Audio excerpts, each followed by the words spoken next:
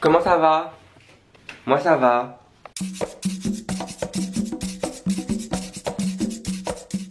Bon bah écoutez, aujourd'hui c'est une journée assez sympathique. T'as pas grand chose à faire, je me fais un peu chier. C'est ça le problème des vacances, c'est que quand t'es en vacances, bah t'as pas grand chose à faire. Du coup tu te fais chier. C'est moi. Ça va grand-mère?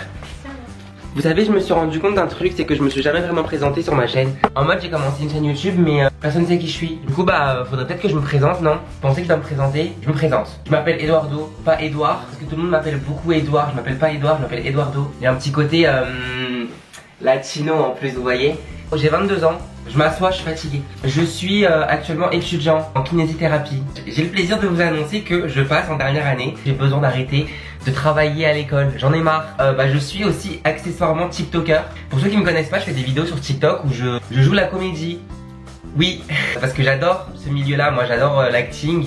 C'est un truc que j'ai toujours rêvé de faire. Du coup mon rêve c'est de devenir acteur. Donc du coup je me suis lancé sur TikTok, montrer un peu aux gens ce que je sais faire. Et visiblement ça plaît. Est-ce que je dois aussi dire ce qu'on va faire sur ma chaîne ou pas? Bah moi j'ai principalement parlé les gars. En fait principalement sur cette scène j'ai parlé, raconté ma vie, vlogué. Comme un journal intime un peu. Je vais vous raconter un petit peu comment j'arrive à allier les études et la vie de créateur de contenu. Parce que attention je suis pas influenceur, je suis créateur de contenu. C'est différent.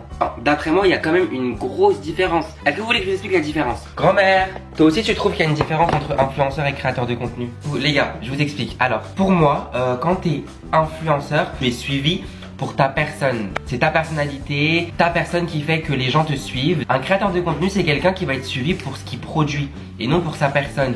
Moi par exemple, je sais que sur TikTok, je suis suivi pour les vidéos que je produis. Ça veut dire que si moi demain je dis aux gens, écoutez, j'ai acheté une brosse à dents, achetez la même que moi, ils vont me dire, on en a rien à foutre de ta brosse à dents en fait.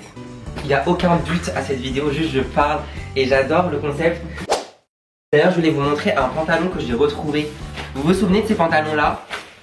Genre c'est vraiment les pires pantalons, même où il y avait un effet de dessin animé, genre. J'en avais acheté un parce que c'était hyper à la mode et que moi je suis trop un pigeon. J'étais comme ça avant, maintenant ça a changé. Du coup maintenant je suis plus un pigeon, je réfléchis par moi-même. Mais avant, je réfléchissais pas par moi-même. Du coup j'ai acheté ce pantalon là. Le problème étant que, je sais pas si vous avez déjà essayé de mettre ce pantalon là en été. J'ai fait cette erreur de mettre ce pantalon là pendant qu'il faisait super chaud.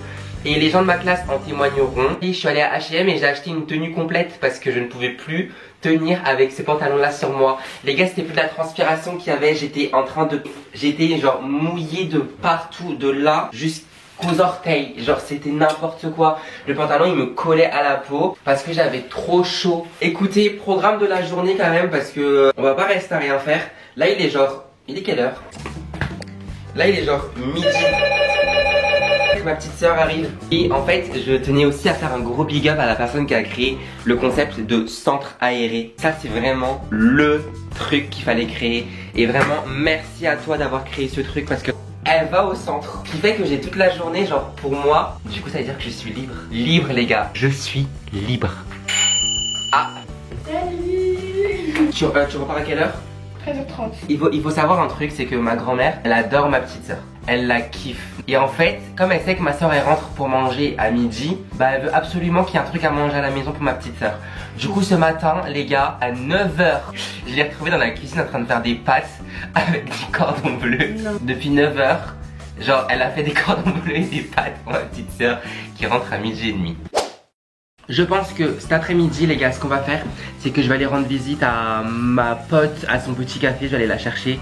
Ah et d'ailleurs faut que je vous parle d'un truc, hier je suis allé à l'avant-première de Barbie. On va en parler du film Barbie parce que vraiment il y a plein de choses à dire quoi. Moi je regarde aucune bande-annonce, je trouve que les bandes-annonces ça spoil tout le film. Du coup je regarde plus les bandes-annonces. Et Barbie j'avais pas du tout regardé la bande-annonce. Et le problème c'est que je m'attendais pas du tout à ça comme film.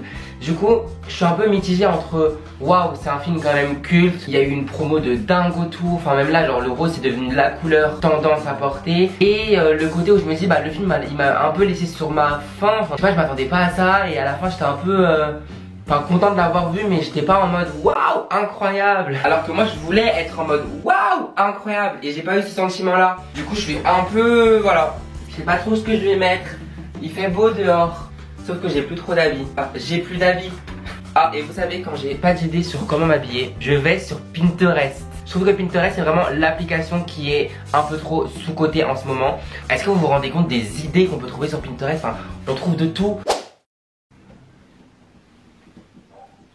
Bon, je crois que j'ai trouvé comment je dois m'habiller.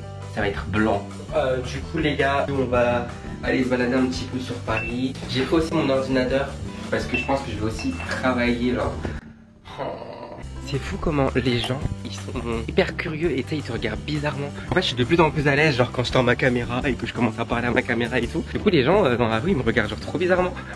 Moi j'aime pas trop ça hein. En vrai je m'en fous, on s'en fout. On s'en fout, le regard des gens on s'en tape.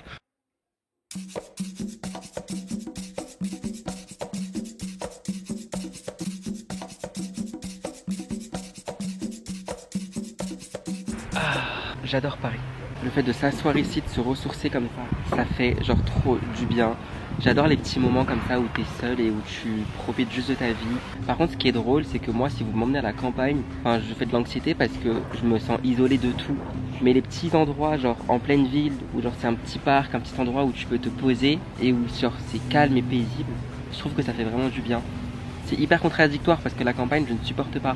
Mais la ville, enfin les petits coins calmes en ville, j'adore. Je suis venu la récupérer elle.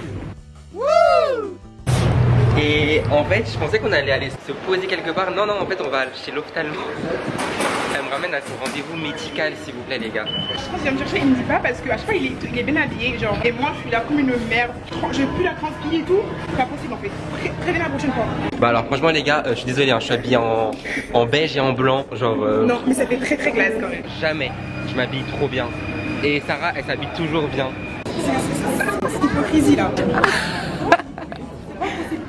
Mais t'es pas mal habillé, c'est juste. Enfin. Voilà, on est d'accord. Voilà. Bah oui. Et là, je suis habillée en mode lambda. Je suis pas lambda, moi. Je suis quelqu'un. Mais Sarah, regarde. Eduardo, c'était. Bah, du coup, je suis rentré. Je pense que je vais aller me doucher et je vais me poser devant Friends. Ah non, faut que je fasse le montage. Et pour vous raconter un petit peu ce qu'on a fait sur Paris, on est parti du coup à l'ophtalmo. Et ensuite on est parti manger. Et franchement on a beaucoup parlé, genre là vraiment on a fait une sortie, c'était très questions existentielles. On se posait des questions en mode qu'est-ce que tu penses de l'amitié, de la vie, de la mort, de... Enfin voilà. La Lune dans son cycle sur toutes les faces de la Terre, sauf les hémisphères où il fait 6 mois jour, 6 mois nuit. On a forcément une période où on aura la pleine lune, la lune qui se coupera en croissant petit à petit jusqu'à qu'elle disparaisse totalement pendant quelques jours. Et après elle revienne croissant par croissant et qu'il refasse la pleine lune. Et ça c'est un cycle indéterminé. Et du coup c'est pour ça que des fois le matin, eh ben, on a la lune et qu'on disait l'autre côté de la Terre, et ben, en fait ils n'ont pas de lune puisque dans leur cycle il n'y a pas de lune. Attendez, je vous explique. En fait, avec Manon, une amie à moi, on s'est posé, vraiment vous allez me critiquer de ouf. Hein. En gros, on était dans la voiture et en fait on s'est posé la question de comment ça se fait que nous des fois genre il fasse jour le matin et qu'on ait la lune, mais du coup quand il fait jour chez nous, genre de l'autre côté de la Terre, il fait nuit. Mais du coup ça veut dire que eux ils ont pas de lune. Vraiment question très télé-réalité, très Kim Golo finalement. Mais avec Manon, du coup elle a trouvé la réponse. Que vraiment c'est pas un truc qu'on a appris en l'école. Ou sinon ça veut dire que j'ai sauté une classe, ou j'en ai loupé une, ou que j'ai pas écouté, ou que j'étais pas présent. Mais c'est pas possible, je savais pas ça, je ne savais pas. Oh il y a de la pastèque. Après je trouve que c'est vraiment un fruit qui peut être très traître. Genre je sais pas, il y a des fois genre on a l'impression qu'elles sont bonnes mais elles sont genre pas sucrées. Et c'est tellement décevant de croquer dans une pastèque pas sucrée genre. Parce que esthétiquement ça a l'air super bon mais du coup en fait je ne sais pas faire à manger. Une fois j'ai raté un gâteau yaourt nature. Je sais pas faire de pâtisserie, je sais pas trop faire à manger. Par contre je sais faire le ménage. Pas sucré voilà, vous voyez? Pas sucré. Ah oh non.